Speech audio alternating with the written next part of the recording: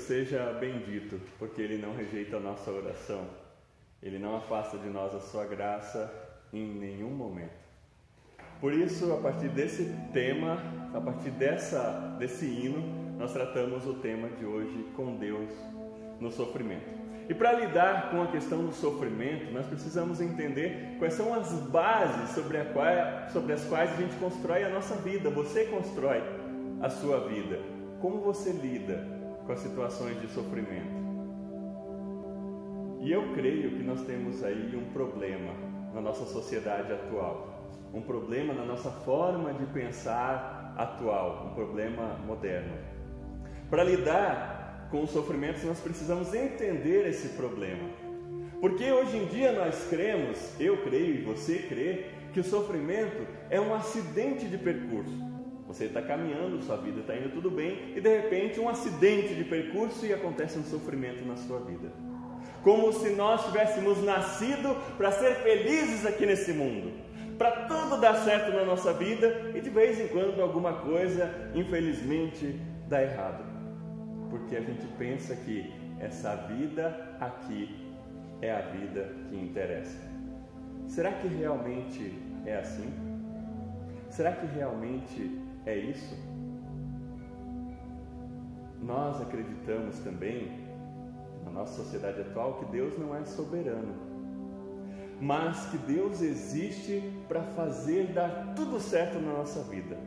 E quando não dá certo, a primeira coisa que a gente questiona é: será que Deus existe? Como pode um Deus permitir que eu sofra?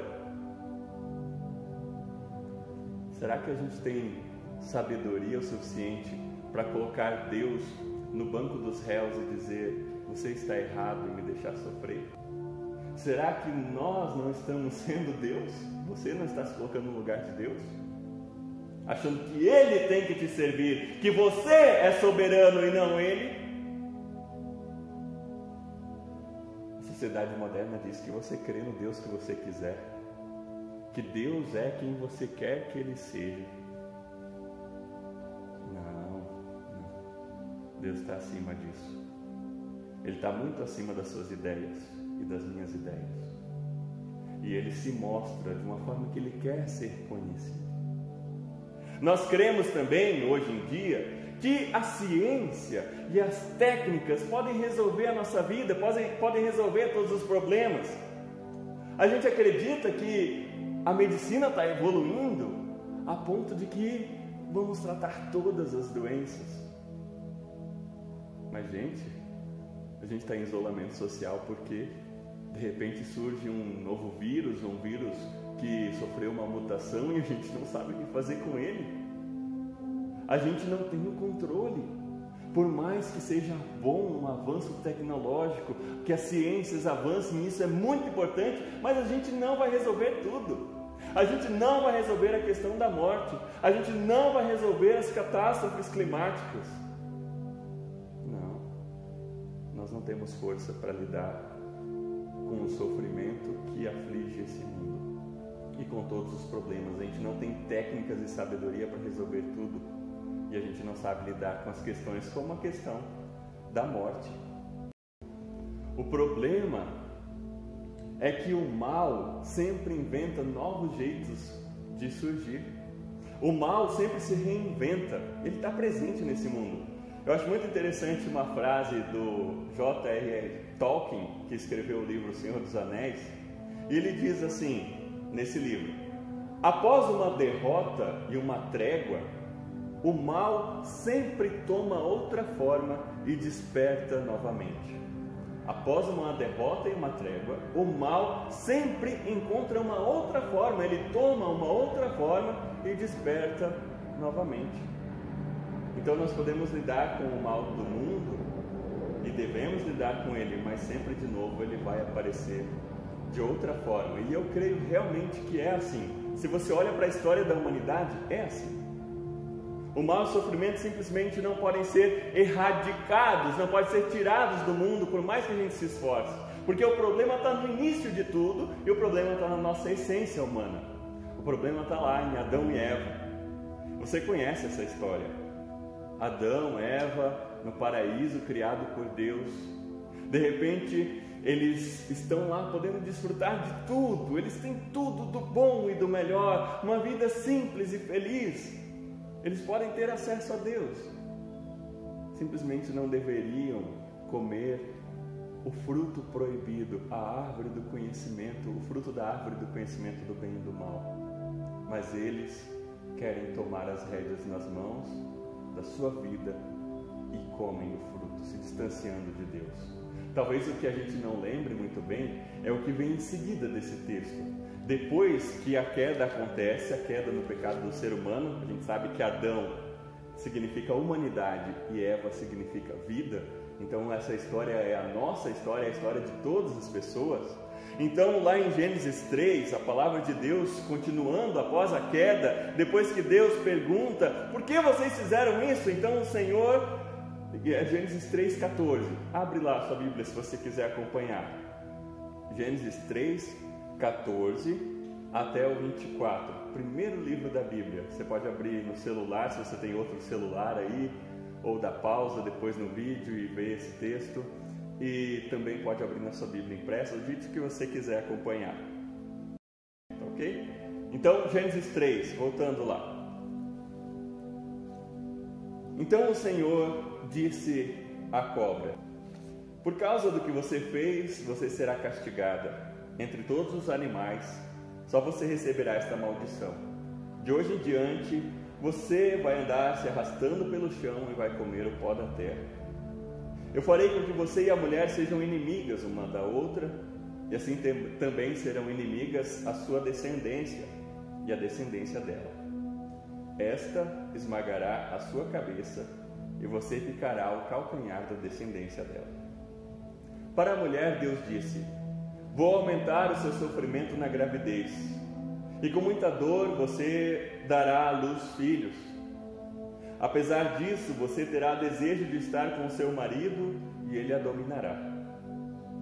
E para Adão, Deus disse o seguinte: você fez o que a sua mulher disse e comeu a fruta da árvore que eu proibi de comer. Por causa do que você fez, a terra será maldita. Você terá de trabalhar duramente a vida inteira, a fim de que a terra produza alimento suficiente para você. Ela lhe dará mato e espinhos, e você terá de comer ervas do campo. Terá de trabalhar no pesado e suar para fazer com que a terra produza algum alimento. Isso até que você volte para a terra, pois dela você foi formado. Você foi feito da terra e vai virar terra outra vez. O homem pôs na sua mulher o nome de Eva, por ela ser a mãe de todos os seres humanos. E o Senhor Deus fez roupas de peles de animais para Adão e sua mulher se vestirem. Então o Senhor Deus disse o seguinte: agora o homem se tornou como um de nós, pois conhecem o bem e o mal. Ele não deve comer a fruta da árvore da vida e viver para sempre. Por isso o Senhor Deus expulsou o homem do jardim do Éden e fez com que ele cultivasse a terra da qual havia sido formado. Deus expulsou o homem no lado leste do jardim, pôs os querubins e uma espada de fogo que dava voltas em todas as direções. Deus fez isso para que ninguém chegasse perto da árvore da vida. Até aqui a leitura da palavra de Deus. Amém. A condenação que Deus dá a Adão e Eva engloba todas as áreas da nossa vida. Engloba o sofrimento, a gente viu a questão do sofrimento da gravidez, mas não só o sofrimento da gravidez, que é terrível, mas o sofrimento humano, o sofrimento físico, a doença, tudo isso entra na humanidade. A maldição da terra, o trabalho que não dá retorno, a fome, o trabalho na natureza que foi alterada. Deus diz agora vai ter mato e espinho. A natureza foi alterada em sua essência por causa do pecado humano. O poder do mal atingiu a natureza. Por isso também as catástrofes, os desastres naturais, também causados porque nós trazemos muita poluição e muita destruição, mas além disso, muito além disso, o mal está enraizado também nessa criação de Deus. Também a morte física e espiritual. A morte do ser humano não é o plano original de Deus, mas o ser humano, por sua desobediência, causa a sua própria morte física e também a sua morte espiritual, porque agora ele está afastado de Deus. Esse não era o plano de Deus. A criação de Deus, a natureza, também ter toda essa revolta não era a intenção original de Deus. A dor, o sofrimento, a doença não era o plano original de Deus. Nós somos escravos do mal e por isso a gente sofre tanto. Nós nos afastamos de Deus. Não quisemos que Ele reinasse na nossa vida, nesse mundo, e por isso nos tornamos escravos do mal. Por que Deus seria obrigado a nos dar uma vida boa? Porque Deus seria obrigado a te dar uma vida boa. Você é tão bom assim? Você é tão melhor que todo mundo assim que você não deve sofrer? Nós achamos que somos livres, mas a tendência do mal está dentro do nosso coração. E se Deus julga a minha vida e a sua, olhando para as nossas atitudes, olhando para os nossos pensamentos, olhando para aquilo que a gente deixa de fazer ao nosso próximo, tudo que a gente tem, a gente deixa de estender a mão quem está sofrendo, Deus tem que dizer: você é um pecador que merece o meu castigo, que merece a condenação, que merece o sofrimento. E talvez então a pergunta, quando a gente está sofrendo, não seja: por que eu? Por que eu estou passando por tudo isso? A pergunta não é essa. A pergunta é: por que não eu? Por que o outro deveria sofrer e não eu? Eu sou melhor do que as outras pessoas? Eu sou Deus? Sim, pessoas boas sofrem. Pessoas boas sofrem. O sofrimento não é um pagamento individual de culpas. Que se faz é que se paga. Não é verdade.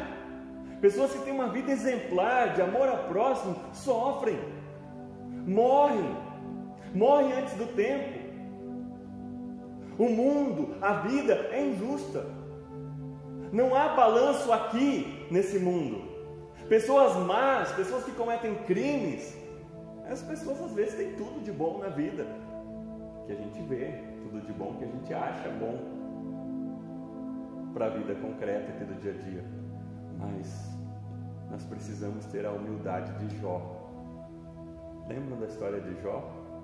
Ele tinha tudo, era um homem bom, tinha família, servia a Deus, era um homem bom, mas Deus permitiu que ele perdesse tudo Por quê? Porque ele fez alguma coisa ruim? Não, é justamente isso que o livro de Jó mostra, que ele não está pagando por uma culpa individual, mas ele tem que encarar todo o sofrimento como parte dessa humanidade que é muito pequena diante de Deus. E ele tem que se render à sabedoria de Deus, que é muito maior do que a minha e a sua, e dizer: Senhor, realmente eu não sabia, eu não entendia. Deus mesmo questiona Jó: foi você que colocou as estrelas lá no céu? Foi você que fez tudo acontecer, o universo ficar em ordem? Nós temos que ter humildade e deixar nós mesmos sermos questionados por Deus. Podemos questionar Deus, podemos brigar com Ele, mas não questionar a existência dele por causa de um bem nosso. Isso é muito mesquinho e egoísta, é muito pouco. Nós cremos num Deus que se preocupa conosco também, apesar de permitir o sofrimento. Tanto que a grande promessa de Deus, conquistada por nós e dada a cada um de nós, é a restauração da nossa vida, é a ressurreição dos mortos. Nós cremos que nós vamos ressuscitar para a vida eterna, ressuscitar com o corpo para a vida eterna. Isso significa que a nossa vida aqui, por mais que passe por sofrimentos, é muito pequena diante da vida que nós vamos ter na eternidade. Por isso Deus faz a gente olhar para frente. Ele não quer que a gente viva todo o céu aqui, nesse mundo. A gente experimenta, sim, situações de alegria e onde a gente pode ser muito grato a Deus aqui nessa vida.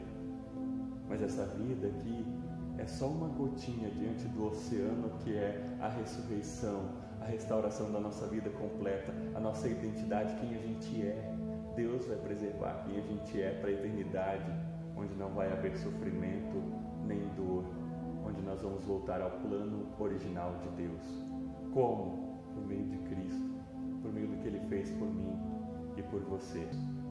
Vem ao nosso encontro e traz consigo a salvação que nos é dada por meio de Cristo, o Deus que sofre. Deus não só permite o sofrimento, mas Ele mesmo se permite sofrer por mim e por você, por amor a mim e a você.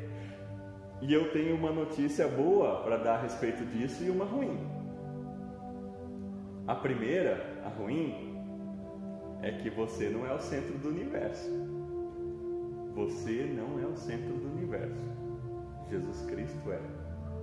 Em Colossenses capítulo 1, você também pode abrir junto lá se você quiser. Colossenses capítulo 1, versículos 15 a 20. Muito interessante o que diz aqui. Colossenses 1, 15 a 20 diz assim: Ele, Jesus, o primeiro Filho, é a revelação visível do Deus invisível. Ele é superior a todas as coisas criadas, pois por meio dele Deus criou tudo, no céu e na terra, tanto o que se vê como o que não se vê, inclusive todos os poderes espirituais, as forças, os governos e as autoridades.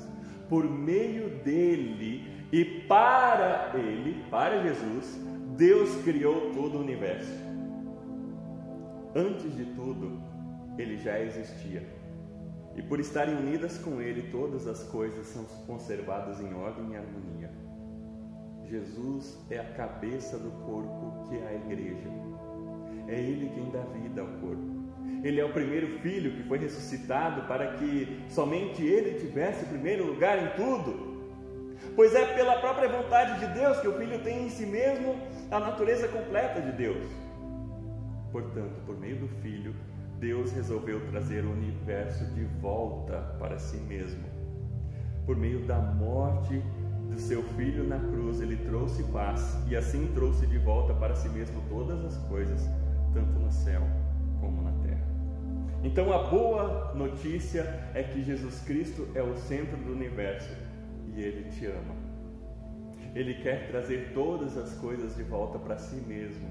Quer dar paz e força a cada um de nós, também nas situações de sofrimento. Deus é um Deus que se importa tanto, a ponto de deixar a magnitude de Criador do universo e se tornar um simples ser humano.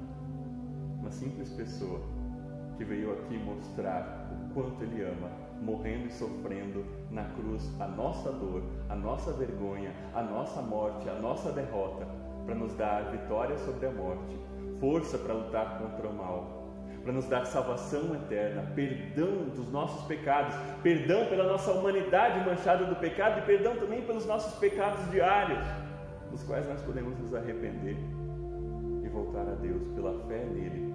Nós temos capacidade de reagir ao mal dentro de nós e viver o que Deus espera de nós. Às vezes, Deus transforma esse mal em bem. O primeiro versículo que eu comecei a nossa transmissão ao vivo hoje foi Romanos 8:28. Para mim é um versículo que já me marcou muitas vezes na minha vida. E sempre de novo que eu lembro desse versículo eu me emociono, porque ele diz que todas as coisas trabalham juntas, todas as coisas cooperam para o bem daqueles que amam a Deus. E aí a gente tem que incluir também o sofrimento. Também o sofrimento. Uma das situações mais difíceis que eu passei na minha vida foi a situação do meu divórcio. Foi muito complicado, para mim pessoalmente. Eu tinha planos, apesar de um casamento ruim, eu tinha planos e sonhos de manter o que eu prometi diante de Deus, de viver a vida toda com aquela pessoa. Mas não foi possível, eu não consegui. E o sentimento de derrota foi muito grande. Será que eu ainda posso continuar sendo pastor, sendo divorciado? Sou digno desse cargo? Será que eu ainda posso continuar dizendo que eu sou uma pessoa que crê em Deus? E nesse momento Deus estendeu a mão para mim, me fez suportar a dor, me fez olhar para a graça dele na cruz e dizer, ele me disse por meio desse versículo, também esse mal vai ser para o bem. E eu creio que hoje eu estou aqui falando com vocês agora, porque eu estou onde Deus queria que eu estivesse agora. E eu só posso estar aqui porque eu passei por tudo aquilo lá. Eu só posso estar vivendo aqui hoje, sendo pastor em Guarulhos, tendo a pessoa que eu amo ao meu lado, porque eu passei por aquilo lá, por aquele mal. Vocês conseguem entender? Deus ama a ponto também de usar o mal em nosso favor. Nem sempre Ele vai fazer isso. Às vezes o mal é simplesmente mal. A gente não entende tudo. A gente não entende toda a dor desse mundo. Como Deus pode te ajudar? Assim a gente vai chegando ao final dessa mensagem. Como? Agora isso é muito importante. Como você pode sentir a mão de Deus se você está sofrendo agora, ou nas situações de sofrimento, como você pode se preparar para lidar com elas, porque você vai passar por sofrimento. Você pode confiar no amor de Deus. Confiar no amor de Deus, mesmo que nem tudo dê certo. Mesmo que nem tudo vá bem na sua vida. Confie no amor de Deus assim mesmo. Ele te ama e não vai desistir de você. Você pode orar. Ore, chore na presença de Deus. Coloque a sua dor nas mãos de Deus. Coloque a sua vida nas mãos de Deus. Fale com Ele de todo o coração. Não só repita palavras. Não seja automático. Fala com Deus em oração. Estenda a mão a quem está sofrendo por algo parecido com o que você já sofreu ou que você está sofrendo agora. Ajuda essa pessoa. Você vai ver como Deus também vai consolar o seu coração. Estende a mão. Não só a quem está sofrendo algo parecido, mas especialmente nesses casos a gente consegue ajudar melhor. Seja humilde. Nós não entendemos tudo. Nós não conseguimos entender tudo. Mas confiamos que Deus está no controle de tudo. Um tempo atrás, uma senhora perdeu os 2 bebês na sua gravidez. E para mim foi muito difícil como pastor lidar com essa situação e tentar ajudar essas pessoas. Eu até hoje lembro com dor no coração o caixãozinho das crianças sendo carregado nas mãos. A dor daquela família. Eu, mesmo não sendo da família, senti uma dor tão grande. E conversando com a mãe daquelas crianças, ela mesma me disse: Deus sabe o que faz. Você consegue entender essa fé? Deus está no controle de tudo, Deus sabe o que faz. Essa confiança. Isso não significa que o coração não dói, mas que a gente confia que, apesar da nossa incapacidade de entender, a gente confia que Deus entende e que Deus sabe de tudo, que Ele está no controle de tudo. Nós somos apenas como crianças mesmo, como crianças pequenas, tentando entender. É como se nós fôssemos crianças de 3 anos, tentando entender o amor dos pais. Uma criança de 3 anos, ela não entende muito bem o amor dos pais. E a gente tenta explicar, entender tudo. Não, assim como uma criança pequena, a gente tem que aceitar e receber esse amor de uma maneira muito simples, crer nele. Como mais Deus pode te ajudar? Eu vou deixar um desafio, além de orar, estender a mão a quem está sofrendo, ser humilde, confiar no amor de Deus, também outra coisa bem prática: memorize um versículo bíblico. Memorize um versículo bíblico. Olha, pode ser um por mês, pode ser um versículo bíblico por mês, uma frase por mês. Você decora o nome dos jogadores de futebol do seu time, você decora o nome das suas atrizes e atores favoritos, você vai conseguir decorar também um versículo bíblico por mês. Se você tivesse feito isso nos últimos 20 anos, vamos dizer assim, se você tem a faixa dos 40 anos, você já teria decorado 240 versículos. Porque a palavra vai enraizando dentro de você quando você decora os textos bíblicos. E nos momentos de dor, você não vai lembrar de abrir a Bíblia onde você deve abrir. Mas se você tiver ela na sua memória, ela também vai estar no seu coração. Memoriza um versículo bíblico por mês, até que Jesus seja a única coisa que importe na sua vida, até que Jesus seja o centro da sua vida. E por último, faça parte de um corpo, faça parte de uma comunidade. Nós não somos deuses, nós não somos Deus. Deus se fez corpo em Jesus Cristo, se fez humano, e Cristo se faz corpo também na sua igreja. Nós somos o corpo de Cristo quando nos unimos a Ele pela fé. Então seja parte desse corpo, crendo nele e vivendo em comunidade. Agora a gente está isolado, mas nós podemos nos aproximar. Nós podemos nos aproximar uns aos outros como comunidade. Procure uma igreja. Seja membro de uma igreja que pregue a palavra de Deus, que não pregue invenções humanas, mas que mostre que Deus, apesar de todo o sofrimento, se coloca ao seu lado. A vida ainda terá sofrimentos, mas nós não estamos sozinhos. Nós temos uns aos outros e nós temos o Senhor que nos ama ao nosso lado. Ele estará contigo, volte-se a Ele. Ele está voltado a ti. Amém.